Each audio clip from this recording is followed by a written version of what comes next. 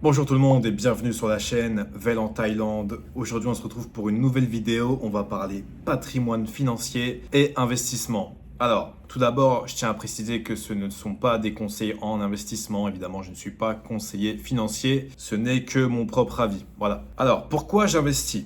Tout d'abord, je pense actuellement que l'investissement, c'est le meilleur moyen de battre l'inflation qu'il y a tous les ans. Voilà. Il faut savoir que l'investissement, c'est aussi le meilleur moyen de s'enrichir à long terme. Alors évidemment, il y a plusieurs moyens d'investir, il y a plusieurs outils, plusieurs choses sur lesquelles investir, et ça, on va en parler juste après. Mais vraiment, l'important, c'est de gagner de l'argent à long terme et surtout de s'enrichir et de faire grossir son patrimoine financier. Et c'est pourquoi je fais cette vidéo aujourd'hui. Je vais vous expliquer ma stratégie à moi, ma stratégie de comment je compte faire pour multiplier mon patrimoine financier dans les années à venir et sur quelle classe d'actifs je compte investir. Voilà. Donc, j'ai choisi d'investir sur les actions et plus particulièrement les actions à dividendes. Alors attention, il y a des actions à dividendes auxquelles il ne faut pas toucher, mais ça j'en parlerai un peu après. Par exemple, voilà, c'est ce mois-ci, j'ai investi une certaine somme dans les actions. J'ai acheté des actions américaines, voilà, j'ai acheté des actions Nvidia ce mois-ci parce que ça crache pas mal, donc je pense que c'est un bon moment pour rentrer dessus. Donc, pourquoi les actions? Les actions, je pense que c'est le meilleur moyen, la meilleure classe d'actifs pour s'enrichir sur le long terme et je pense même que ça bat l'immobilier. Alors après l'immobilier, vous pouvez aussi être exposé à l'immobilier via les actions, via les CPI et les rates américaines. Moi, je possède des rates américaines, je possède des parts dans de l'immobilier américain. Mais les actions, voilà, je pense que c'est le meilleur moyen et la meilleure classe d'actifs pour s'enrichir à long terme. Ça a été prouvé, voilà, je vais vous mettre un petit graphique, vous allez voir les différences de performance et je pense que c'est assez parlant. Donc, les actions, j'ai commencé à investir dans les actions en été 2023. J'ai ouvert un compte titre et ensuite j'ai ouvert un PEA. Donc, PEA qui est plan épargne action. Du coup, j'ai commencé à acheter mes premières actions et mes premières actions que j'ai achetées, c'était du Total. Voilà, donc c'était pas très original, mais je sais pas, j'avais envie de m'exposer sur cette entreprise-là parce que c'est un truc qu'on connaît et on comprend assez rapidement comment ils gagnent de l'argent et comment toi aussi tu peux gagner de l'argent en t'exposant à cette entreprise via les actions. Donc voilà, je me suis constitué un petit patrimoine financier sur les actions et plus particulièrement les actions à dividendes. Et tout ça, tout simplement pour à terme vivre uniquement soit de mon capital, soit des actions à dividendes qui se trouvent du coup dans mon compte titre et dans mon PEA. Donc voilà, mais ça prend du temps. Voilà, si vous voulez devenir riche en 3 mois, c'est pas comme ça que ça va se passer. C'est pas les actions qu'il faut choisir, à part si vous faites du trading et encore, c'est très très risqué et il faut vraiment être très bon dans ce domaine. Moi, je ne fais pas du trading, hein. J'achète juste et je garde toute ma vie, à part si les fondamentaux des entreprises que je possède se dégradent évidemment. Mais du coup, je surveille très très très assidûment tout ce qui se passe au niveau de l'économie, tout ce qui se passe au niveau de la géopolitique, tout ce qui se passe autour de l'actualité des entreprises que je possède. Évidemment, il faut suivre ça, il faut suivre les rapports trimestriels, il faut les éplucher, il faut regarder si les chiffres sont bons ou pas, si c'est bon, pourquoi c'est bon, si c'est pas bon, pourquoi c'est pas bon. Enfin bref, des fois il y a une entreprise qui va publier des entreprises vraiment très très intéressants, mais pour autant le cours de l'action va chuter. Donc il y a beaucoup de choses à prendre en compte et l'important c'est de comprendre comment ça fonctionne, pourquoi ça chute, pourquoi ça monte. Voilà. Ça fait bientôt 2 ans que j'investis et des fois je comprends toujours pas pourquoi ça chute ou pourquoi ça monte. Vraiment, des fois, il faut vraiment passer du temps à chercher. Ou des fois, il y a aussi des choses qu'on peut tout simplement pas comprendre. Mais je pense que tout ce qui compte, c'est vraiment les fondamentaux, les rapports trimestriels et surtout les chiffres. C'est ce qui est le plus parlant. Voilà. Donc moi, comme j'ai dit, je possède un peu de tout. J'ai pas non plus beaucoup de lignes, j'en ai une dizaine à peu près. J'ai une dizaine de lignes, que ça soit aux US et en Europe. En Europe, je suis uniquement exposé en France, Mais en fait, quand vous achetez des actions françaises, par exemple du Total, il faut savoir que Total fait aussi un chiffre d'affaires à l'étranger. Du coup, vous n'êtes pas uniquement exposé à la France, vous êtes aussi exposé à l'étranger. Voilà, c'est pareil pour AXA. AXA, qui est dans le domaine des assurances, c'est pareil. AXA fait un chiffre d'affaires à l'international. C'est pas uniquement en France. Donc, vous achetez une action française, mais cette action française fait de l'argent dans le monde entier. Donc, vous n'êtes pas uniquement exposé à la France. Et voilà, du coup, je possède du Total, du Nvidia, du Google, j'ai un peu de tout. J'ai un peu de tout. Et il faut surtout pas se focaliser sur les actions à haut rendement, c'est-à-dire à haut rendement en dividende, parce que souvent, ces actions-là, c'est souvent les actions qui se cassent la gueule après. Alors certes, vous pouvez vous faire attirer par un rendement à 8, 9, 10%, c'est toujours alléchant, tout ça. Mais il faut faire très attention parce qu'en général, les entreprises qui versent un gros rendement s'endettent énormément pour verser le dividende ou alors ils réinvestissent pas énormément dans l'entreprise en elle-même et du coup ils préfèrent verser un dividende à l'actionnaire. Moi je préfère éviter ces entreprises-là. Du coup, j'ai pas un rendement qui est exceptionnel, mais ce qui est intéressant, c'est le rendement que vous allez constituer au fur et à mesure parce que tous les ans, vous allez avoir en général une augmentation du dividende et du coup ça va être très intéressant à long terme parce que quand vous avez un dividende qui augmente entre 8 et 15% par an, si vous gardez l'entreprise pendant 10-20 ans et si vous continuez à investir mensuellement sur cette entreprise ou sur d'autres, et ben vous allez avoir des intérêts composés qui vont être vraiment exceptionnels au bout d'un certain moment. Alors évidemment, on ne sait pas ce qui va se passer dans le futur, hein. Je ne suis pas devin, je ne sais pas comment va se comporter la bourse ou je ne sais pas comment vont performer les indices à long terme. Mais quand on regarde sur le passé et même sur le présent, alors en ce moment c'est pas ouf, mais vous avez quand même un rendement qui est annualisé à peu près 10% par an en moyenne sur la bourse américaine. Donc 10% par an, je suis désolé, mais c'est quasiment, c'est plus de 3 fois, voire 4 fois plus que le taux du livret A en ce moment. Donc voilà. Alors je ne vous dis pas d'investir tout votre livret A ou votre épargne sur les actions ou sur n'importe quel actif d'investissement, mais essayez d'y allouer quand même une petite part. Voilà, ça reste quand même très intéressant comme chose à faire. Et maintenant, je vais vous parler pourquoi aussi j'ai choisi de venir ici en Thaïlande. Et bah tout simplement parce qu'ici, j'ai une capacité d'épargne qui est beaucoup plus élevée et du coup une capacité d'investissement aussi qui est beaucoup plus élevée qu'en France. Voilà, déjà je suis passé d'un loyer à 800 euros par mois à 300 euros par mois ici. Ma facture d'électricité en France c'était 90 euros par mois. Ici c'est 28. Ma facture d'eau ici c'est 3 euros par mois. Mes courses c'est beaucoup moins cher. Enfin je fais énormément d'économies ici. Alors, évidemment aussi, il faut garder une certaine balance, hein, un certain équilibre dans votre vie. Il ne faut pas non plus se priver de plein de choses. Il faut aussi profiter parce qu'on ne sait jamais ce qui peut se passer dans le futur. Parce que voilà, c'est bien d'investir tous les mois le plus que vous pouvez. Mais bon, si dans 5 jours vous tombez malade et vous ne pouvez plus sortir du lit d'hôpital, voilà, c'est terrible. Donc bon, c'est pas votre argent qui va vous sauver. L'argent c'est bien, mais ça fait pas non plus le bonheur à 100%. Voilà, il faut quand même faire attention à votre santé et profiter aussi au maximum de votre vie. Donc voilà, moi j'essaie de faire ça. Mais c'est vrai que j'essaie aussi d'investir vraiment beaucoup tous les mois parce que j'ai envie d'être libre financièrement au bout d'un moment et de pas être attaché à un travail toute ma vie, quoi. Déjà, je ne crois pas en la retraite. Voilà, ça je l'ai pas dit, mais je ne crois pas du tout en la retraite, en notre système actuel de répartition. Je pense qu'il va s'écrouler très bientôt et ils en parlent déjà, hein. Ils parlent de sacrifier une génération pour mettre en place un nouveau système de retraite. Et je pense que la génération qui vont sacrifier, c'est la mienne ou celle d'avant, je sais pas.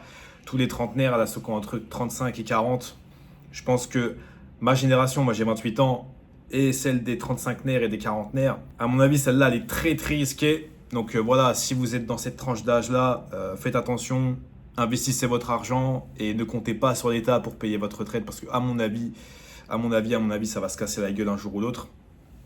Et moi, ça fait très très longtemps que je dis ça à mes proches et tout, que je ne crois pas en la retraite et que je, euh, je prépare. Je prépare et je constitue ma propre retraite. Et j'y pense déjà alors que j'ai 28 ans. Donc voilà, je pense que l'important c'est de commencer le plus tôt possible. Alors si vous avez 30, 40 ans, c'est aussi, voilà, vous pouvez aussi très bien commencer.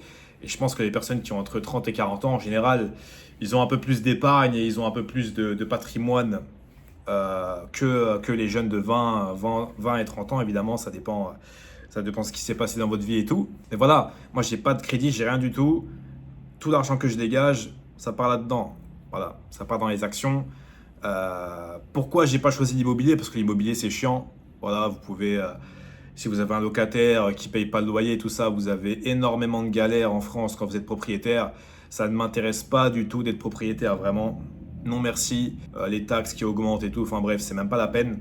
Je préfère à la limite m'exposer à l'immobilier, comme je l'ai dit, à travers les SCPI ou les rates américaines. Alors moi, je possède une rates américaine qui s'appelle Vichy Properties.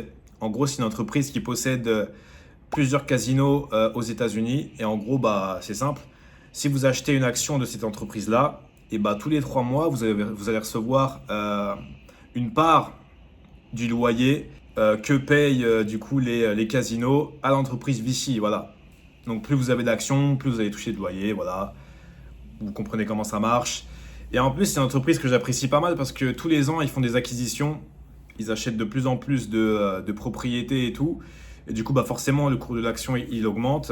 Et en plus, le dividende, il augmente aussi. Du coup, bah vous gagnez sur 2 tableaux différents. Et ça, c'est vraiment pas mal. Après, encore une fois, ce n'est pas un conseil en investissement. Vous faites ce que vous voulez, ce n'est que mon propre avis. Voilà. Donc voilà, la retraite, j'y crois pas. Je vais créer ma propre retraite. Et c'est aussi pour ça que je suis parti en Thaïlande. C'est pour baisser mes coûts, en fait, les coûts de la vie. Je voulais diminuer mon coût de la vie parce que c'était trop. En France, vraiment, le coût de la vie est beaucoup trop cher. Le loyer, en plus, mon loyer, il augmentait tous les ans.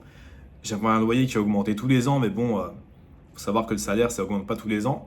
L'inflation, c'est pareil, ça augmente tous les ans. Votre salaire, il augmente pas tous les ans, hein. Ou en tout cas, il augmente pas autant que l'inflation augmente. Voilà, donc c'est quand même assez critique. Ma stratégie, elle est toute simple. Je vis ici correctement. J'essaye de pas trop dépenser non plus. Alors, je me fais plaisir, évidemment. Mais je garde en tête qu'il faut que tous les mois, je puisse investir une certaine somme en actions et que voilà, à terme, je puisse juste vivre de mes investissements et que je puisse profiter de la vie au maximum. Parce que voilà, j'ai quand même envie d'avoir une famille plus tard et tout, et que je puisse profiter de ma famille au maximum.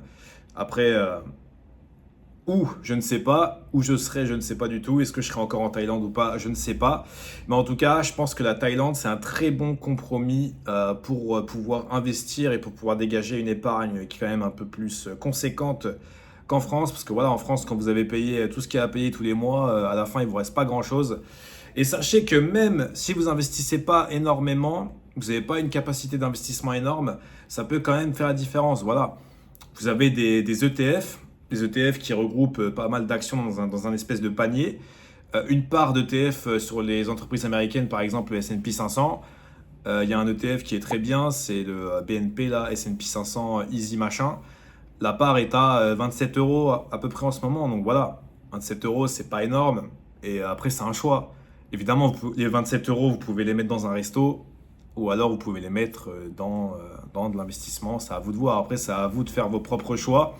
J'aurais très bien pu prendre un condo à 600, 700 euros par mois avec plus de luxe. Mais non, ici, je suis très bien. Et en plus, ça me permet d'investir plus et de pouvoir augmenter mon patrimoine financier. Alors actuellement, mon patrimoine financier en termes d'actions, il est de 5 chiffres. Voilà. Je suis plus proche des 5 que des 6 chiffres, hein, évidemment. Je sais qu'à mon âge, il y a des gens qui sont plus proches des 6 chiffres ou qui ont déjà les 6 chiffres. Bravo pour vous, tant mieux pour vous. Mais il faut savoir que le plus important, c'est le temps. Plus vous commencez tôt, plus les intérêts composés vont marcher et vont multiplier votre capital. Et voilà, vous allez arriver à 40, 50, 60 ans et vous allez avoir Si tout se passe bien, si ça continue à performer sur la durée, vous allez avoir un capital qui va être très conséquent et vous allez pouvoir vous faire plaisir plus tard. Après, évidemment, il n'y a pas de secret pour devenir riche rapidement, ça n'existe pas à part jouer au loto et espérer pendant 20-25 ans d'avoir les bons chiffres. Malheureusement, ça n'existe pas. Mais vous avez quand même des principes pour vous enrichir sur le long terme. Et moi, ce que je déplore, c'est qu'en France, même à l'école, on n'apprend pas ça. Pourquoi on n'apprend pas ça? Je ne sais pas. Peut-être qu'il y a des gens qui veulent que ça ne se sache pas. Je ne sais pas. Mais en tout cas, vraiment, depuis que j'ai découvert ça, c'est vraiment devenu une passion pour moi. Et voilà, tous les jours, je regarde les infos là-dessus, je me documente, je m'informe. Tous les jours, tous les jours, tous les jours. Tous les jours, j'essaie de prévoir ce que je vais acheter ce mois-ci.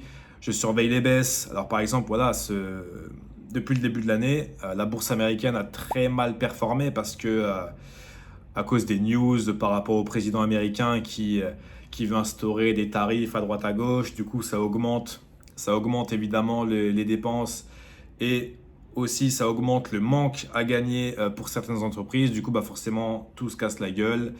Et c'est exactement ce genre de choses qu'on veut quand on investit en bourse. Par exemple, les personnes qui ont investi durant le Covid, quand il y avait du Total à 25 euros, du Apple à 50 dollars, vraiment, regardez les chiffres, hein. Regardez le prix des actions en mars 2020, il y avait vraiment des opportunités de fou. Alors aussi, c'est compliqué de se dire à ce moment-là, de mettre une partie de son épargne dans les actions, c'était compliqué parce que vraiment c'était la panique. Les gens avaient peur, c'était le premier confinement mondial de l'histoire de l'humanité. Vraiment c'était quelque chose d'assez exceptionnel. Je ne sais pas si on revivra ça un jour, mais voilà, c'était... Du coup, franchement, il fallait quand même avoir une bonne paire pour investir à ce moment-là. J'ai investi à ce moment-là, mais c'était vraiment dérisoire. J'étais pas du tout dans les investissements à ce moment-là. J'avais acheté juste 2 actions Renault, je crois, pour le fun. Et ça avait fait x2 en 2 mois. J'avais revendu, mais voilà, c'était juste pour délirer, quoi. Mais vraiment, ceux qui ont envoyé des sacoches à ce moment-là, bah aujourd'hui, ils sont bien. Aujourd'hui, ils sont très bien. Ils ont un rendement qui doit être incroyable sur des entreprises comme Total, comme AXA, comme Apple. Enfin, vraiment magnifique. Bien joué à eux. Et en général, c'est quand tout le monde prend peur que c'est à ce moment-là qu'il faut investir. Mais c'est plus facile à dire qu'à faire. Donc voilà. Voilà ma stratégie pour les 10-20 prochaines années. Investir ce que je peux tous les mois sur des actions intéressantes, des actions de croissance qui performent depuis quelques années et qui vont continuer à performer. Vous avez juste à regarder les graphiques, hein. Regardez les graphiques de Google et de Nvidia sur les 5 dernières années. Je pense que ça parle pour elles-mêmes, hein. Vraiment, vous avez des performances de fou. Alors peut-être qu'elles ne vont pas performer comme ça dans les prochaines années, je n'en sais rien. Mais j'y crois et je prends le risque. Voilà, investir en bourse, c'est risqué. Vous prenez un risque, c'est comme ça. Mais je pense qu'à terme, c'est payant. Donc moi, j'y crois, donc c'est pour ça que j'investis. Si vous n'y croyez pas, eh ben, n'investissez pas, tout simplement. Vous pouvez très bien vivre avec votre livret A et vous faire plaisir quand vous voulez. Après, attention, moi j'ai un livret A aussi et j'ai quand même une épargne de précaution. C'est important d'avoir une épargne de précaution et de pouvoir investir le surplus. C'est exactement ce que je fais. Parce que voilà, si vous avez des dépenses imprévues, je sais pas, vous devez payer 2, 3, 5 000 euros d'un coup. Voilà, faut pas vendre ses actifs financiers pour financer ça. L'important, c'est d'avoir une épargne de précaution et ensuite d'investir le surplus. C'est exactement ce que je fais. Et il faut surtout ne pas investir sur n'importe quoi. Si vous avez des actions, vraiment, c'est pas du tout de la qualité et tout, et ça peut se casser la gueule. Malheureusement, voilà, on peut pas savoir en avance. L'important, c'est de bien analyser l'action, de bien analyser ses fondamentaux. Et si vous y croyez à terme et dans le futur, voilà. En ce moment, il y a beaucoup les actions d'intelligence artificielle qui performent. Pourquoi? Parce qu'il y a beaucoup de gens qui pensent que ça va être le futur et que les gens vont gagner beaucoup d'argent grâce à ça. Les entreprises vont gagner beaucoup d'argent grâce à l'IA. Et du coup, bah, les investisseurs, ils envoient énormément de fonds là-dedans parce que ils y croient, mais ils prennent un risque. mais ils y croient. Est-ce que vous y croyez, vous? C'est à vous de vous poser la question. Voilà, donc c'est tout pour aujourd'hui. Si vous voulez d'autres vidéos sur la finance et sur les actions, tout ça, vous me dites dans les commentaires. Moi, il faut savoir que c'est une de mes passions, du coup, j'aime beaucoup en parler. Je ne suis pas carré surtout, je ne suis pas un expert évidemment. Ça fait que à bientôt 2 ans, ça fera 2 ans cet été que j'investis. Du coup, évidemment, je suis encore en train d'apprendre. Mais je commence à connaître pas mal de choses. Et voilà, je prends de l'expérience petit à petit. Mais n'hésitez pas à me dire ce que vous en pensez dans les commentaires. Et si vous avez des actions, dites-moi quoi. Et si vous investissez dans d'autres actifs, dites-moi quoi aussi. J'aimerais bien savoir. N'oubliez pas de laisser un petit pouce et de vous abonner si ce n'est pas déjà fait. Moi, je vous dis à très bientôt pour une nouvelle vidéo. Ciao, ciao!